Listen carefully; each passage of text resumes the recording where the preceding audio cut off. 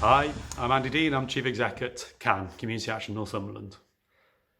CAN's a charity and company limited by guarantee. We were set up in 1951 to support rural communities, and that's what we've been doing now for 70 years. And I have to say, our services have never been more needed than they have been in the last 6 months. We've striven to continue to deliver those services that we needed to carry on delivering, but also to adapt and respond to the needs of our communities and residents. We've not tried to step on the toes of other organisations, so we've fitted in, we've tried to plug the gaps, meet the needs that are there. And I couldn't be prouder of my staff, of the trustees of CAN, and of all those volunteers delivering services day in, day out, in all sorts of ways that are not CAN volunteers. They're volunteers for their village halls, for their parish councils, for their local food groups, for whoever it is. But we've been trying to help all of those as far as we can to provide the services that people need. At the start of the COVID pandemic, like all small charities across the country, CAN was faced with a choice. We could either take advantage of furlough scheme and associated things and reduce our costs, give ourselves the best chance financially of carrying on into the future, or we could recognise that we're a charity and we're set up to support our members, our communities and our residents, and our biggest resource is our staff. And the last thing we want to do is to be reducing our service at a time like this. That's the choice we made. We chose to adapt our services, deliver more services, not less, to those who need them. My colleagues in this film will explain a few of the things we've been doing, some of which are things that we've always done and we've carried on delivering through the pandemic. Others are things that we've not done before, but we recognise the need, and through our amazingly supportive partners, funding partners, local community partners, local residents, volunteers, and our trustees, we've managed to deliver across the last 6 months, and we intend to build on going forward. I'm Christine Nichols, Community Development Officer and Organisational Lead on Energy Equality. The last few months have been a challenging time, but also an incredibly busy time as we work to meet the needs of isolated communities directly affected by COVID-19. The Warm Hub infrastructure has made it possible for me to continue my work with the volunteers to deliver an outreach service for those groups that are unable to open their halls. Over the last few months, the Warm Hub volunteers have been busy delivering thousands of meals to vulnerable and isolated people, shopping for over 500 households a week, dog walking, prescription collecting and organising refuge collections. Northern Gas Networks has given funding to enable us to buy mobile phones for volunteers to provide a helpline to local people. When volunteers reported that morale was low amongst their local residents, we were able to access funding from the Community Foundation and use it to send out hundreds of tomato, pepper plants, mixed vegetables and flowering plants delivered right across the county by Northern Gas Networks. We also distributed jigsaws and puzzle books. When some restrictions were lifted, some of the hubs prepared to reopen, ensuring that they met all the government requirements for health and safety, and we are continuously monitoring the situation to enable us to react to any government changes or county council changes. I've certainly had to diversify some of the work I would normally undertake due to so many organisations having to furlough staff. CAN has been able to pick up those people whose issues are more complex or directly affected by COVID-19 and provide information, advice and practical assistance. We are doing everything we can for Northumberland's off-grid families by supplying tablets and solar-powered chargers so children can continue their schoolwork at home. Tablets are also being delivered to isolated adults for online Warm Hub cafe sessions. Volunteer Warm Hub training is continuing to be offered online, including food safety, safeguarding, carbon monoxide awareness and fire safety workshops. This is a new way of working, but the benefits are huge and the work continues to have a positive impact. Our weekly staff meetings are a real boost and an opportunity to chat to co-workers so we ourselves don't feel isolated. What I will take away from this year is the partnership working within the CAN team and with organisations outside of CAN, but most of all, the marvellous work of the volunteers who have given their support to make this difficult time more bearable for so many disadvantaged people. Hello, my name's Louise Curry. I'm the Village Hall Advisor for Community Action Northumberland. Like everybody else, the last few months has changed the nature of the core work. In normal times, the bulk of my support for village halls relates to governance, training, advice on a range of matters like health and safety and licensing, and general good practice. One of the most significant projects in the last 18 months has been the partnership between the National Lottery Community Fund and CAN with the Village Halls project, which is an initiative that's helped about 23 halls access funding for much needed refurbishment. The partnership has enabled many more halls access to Reaching Communities funding than would have otherwise been possible. Initially, the lockdown brought the work to a halt.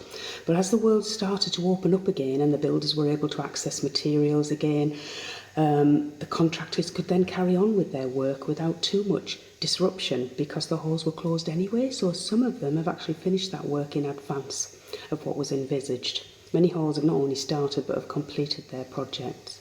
The pandemic has brought many challenges for village halls, the biggest being the interpretation of the ever-changing guidance, what can and can't happen in the village halls, and it was vital that we disseminate that information right across the county. ACRE have done a sterling job in interpreting the government guidance and have provided really helpful advice sheets, risk assessments and things that CAN has made available.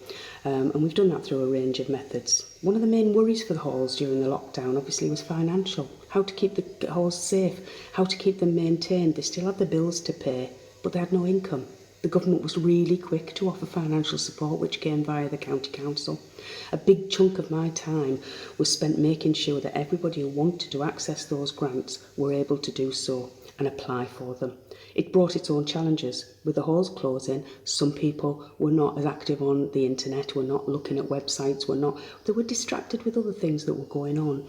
So we're at risk of missing the information. So a lot of individual phone calls later, a lot of chasing up, a lot of ringing people, a lot of emailing people. And the result has been that at least 132 halls in this county have had access to a £10,000 grant. And that's a really, really good cushion to help them stay afloat. The Village Hall Consortia in the West and the North have played a great part, a huge role in helping to disseminate information. We've worked together on an awful lot of initiatives. They've fielded many queries and many anxieties. One of the main challenges for village halls is that they had to be COVID-19 secure, and one of the things they had to have was a COVID first aid kit, in addition to their normal first aid kit, should somebody become ill whilst on the premises.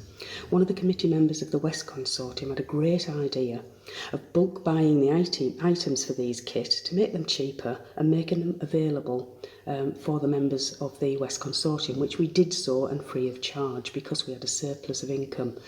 We made the opportunity open as well to the North Consortium, who also took part in that initiative, and they purchased kits for their members as well.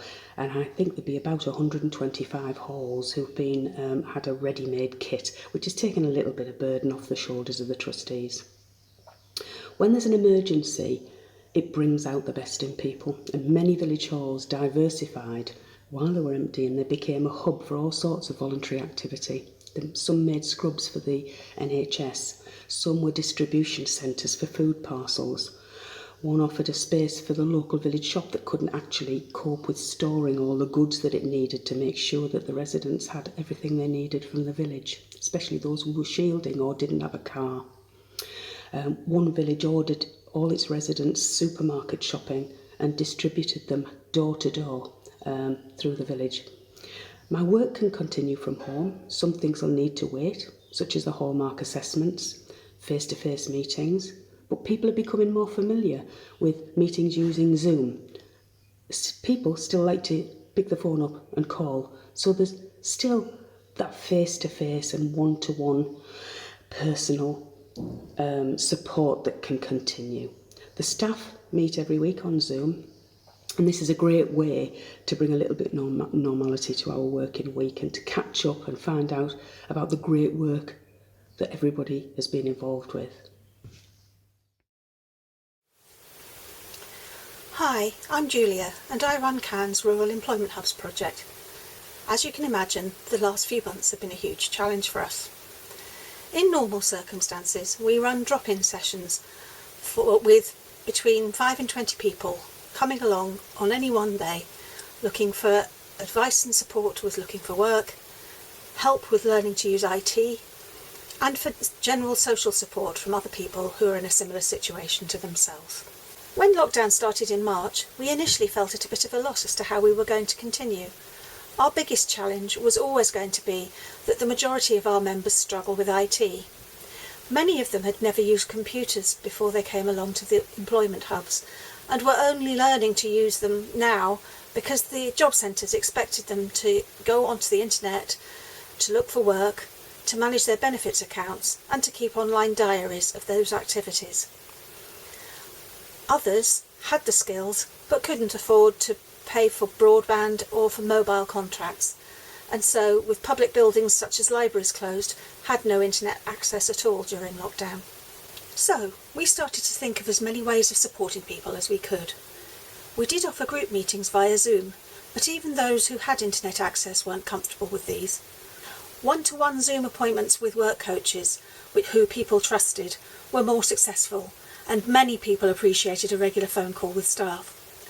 We did also hold regular Zoom meetings with staff and volunteers to keep them engaged in the project and look after their mental health. We started to deliver a regular newsletter, by email where possible and in hard copy where it was needed. We tried to keep this light-hearted and chatty, filled with good news stories and ideas on how to keep healthy and active in the current circumstances. We built a useful resources section on our website and posted job opportunities on our social media. We also provided support to help people maintain their well-being, giving out grow your own plant packs, slow cookers, donated goods such as clothes and children's toys, and acquiring grants for people facing particular difficulties. Perhaps one of our biggest successes over the summer was the help we gave to our members to gain better access to the internet.